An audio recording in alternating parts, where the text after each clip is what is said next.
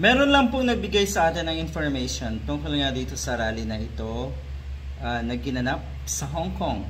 Rally na inattenda ni Digong at ni Sara Duterte. Ito daw ay pasasalamat kay PRRD.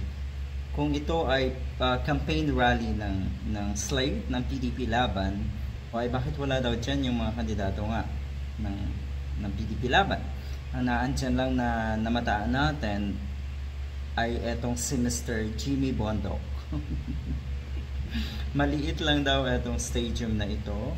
Nahirapan daw. Ang totoo, kahit Sunday, kaya pala Sunday ginagawa yung mga ganyang klaseng rally ay dahil nga day off ng mga kababayan natin na OFW.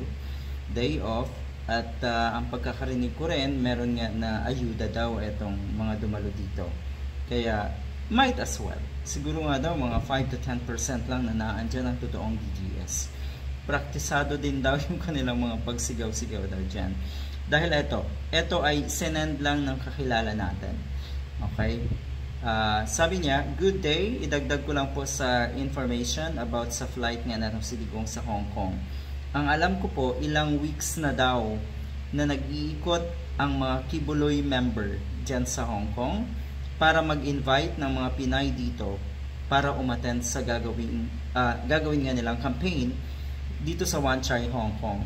Ang ibig sabihin, ito pong nag-send sa atin ng information na ito ay naandyan mismo rin sa Hong Kong. Isa sa mga OFW siguro na dumalo or anyway, wala siyang sinabi kung siya ay dumalo.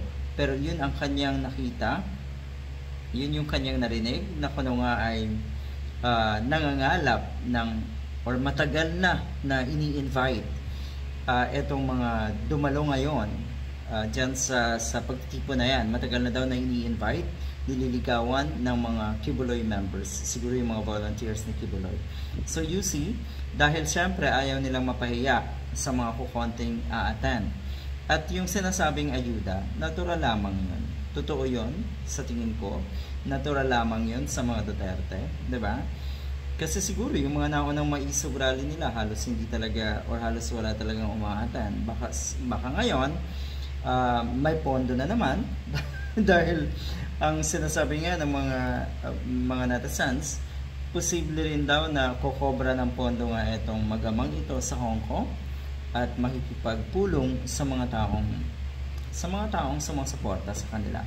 Alam niyo naman ang Hong Kong, isang China-controlled government or China-controlled territory, at alam na natin kung bakit yan ginanap itong pasasalamat ko na ito. Napaka-ironic, napaka-irrelevant na Digong para sa mga ganitong pasasalamat.